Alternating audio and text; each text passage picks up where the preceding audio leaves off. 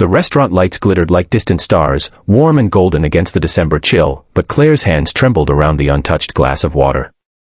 She kept glancing at the door, hoping, begging, for a man she had never met to finally walk in. Snowmelt dripped from her coat, leaving tiny dark circles on the floor, but she remained frozen in her seat, her heart sinking with every passing minute. She could almost feel the judgment of nearby diners as they whispered behind linen napkins. But nothing pierced her more deeply than the tightening knot in her chest, the realization that she had been abandoned on Christmas Eve by someone who promised he wouldn't be like the others. If you believe the world needs more kindness, more hope, and more second chances, please take a moment to like, comment, share, and subscribe. It truly helps us spread these stories to others who may need them. Claire tried to swallow the heaviness in her throat, but the disappointment tasted bitter. Her best friend, Megan, had convinced her to try a blind date, Christmas magic, she had called it. Claire wanted to believe, too. She wanted to believe in something again after a year filled with breakups, layoffs, and loneliness that clung to her like cold mist. But after 45 minutes alone at the neatly set table in a quiet Chicago restaurant, her belief felt like an old snow globe that had been shaken one too many times, leaving nothing but murky water. She finally lowered her gaze to the white tablecloth, blinking back the shine in her eyes, when she felt a small tug at the edge of her coat. Startled, she turned, and there stood a little girl, no older than 4, with soft curls tied in a crooked ponytail and eyes bright with innocent concern. She stared up at Claire with a seriousness far too big for her tiny frame. And then, in the faintest whisper, she asked, "Are you okay?" The question cracked something inside Claire, the way ice breaks before a river begins to move again. She opened her mouth to respond, but emotion rose so fast she couldn't form words. The child waited, her little hands clasped in front of her, as if she already understood that adults could break quietly.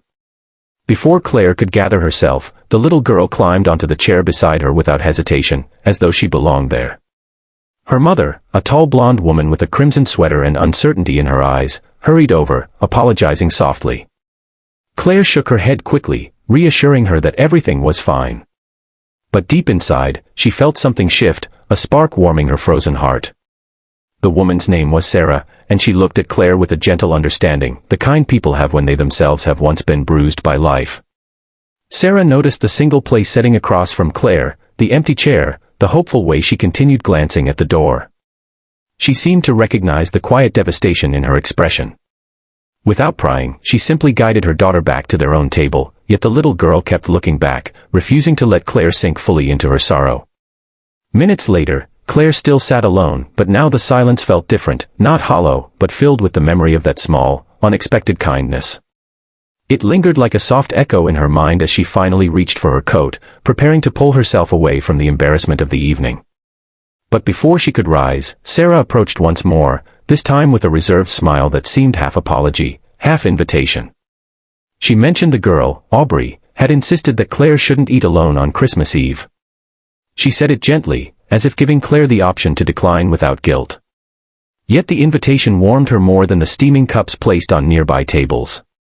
And when Claire hesitated, Sarah added something even softer, "You look like you could use a little company tonight." "So could we." It was the way she said it, not pitying, not forceful, but honest, that made Claire finally exhale the breath she'd been holding all evening. She nodded.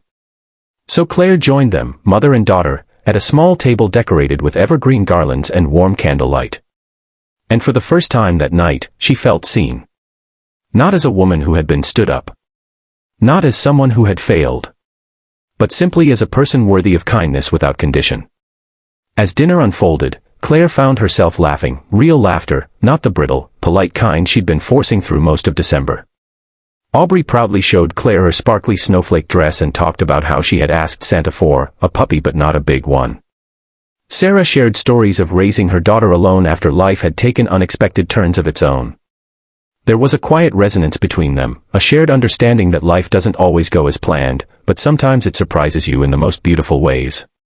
The restaurant began to empty, soft holiday music drifting through the warm air. Claire felt her earlier heartbreak fade like a snowstorm breaking open to reveal clear skies. When Sarah reached across the table and gave her hand the faintest squeeze, Claire felt a lump form in her throat, not from sadness, but from gratitude she hadn't expected to feel. She realized something profound in that moment. Sometimes the people who are meant to find us don't come through dating apps or grand romantic gestures. Sometimes they appear in whispers, in accidental encounters, in the soft tug of a child's hand asking if we're okay. Sometimes second chances don't arrive as love at first sight, but as the first moment you remember you're not alone. By the end of the evening, Claire walked out with a warm heart and a promise to meet Sarah and little Aubrey again soon. She didn't know what it meant yet, friendship, a new beginning, or something she couldn't quite name, but she felt hope press gently against her ribs, urging her forward like the first light of dawn. And as she stood outside, snow drifting softly around her, she whispered a thank you into the night, for the stranger who never showed up, for the heartbreak that led her here, and especially for the little girl whose innocent concern changed the direction of her Christmas Eve. If this story touched your heart, please remember to like, comment, and share. It truly helps the channel grow and helps stories of kindness reach others who may need them tonight. Before we end, please comment below, have you ever been saved by a small act of kindness when you needed it most?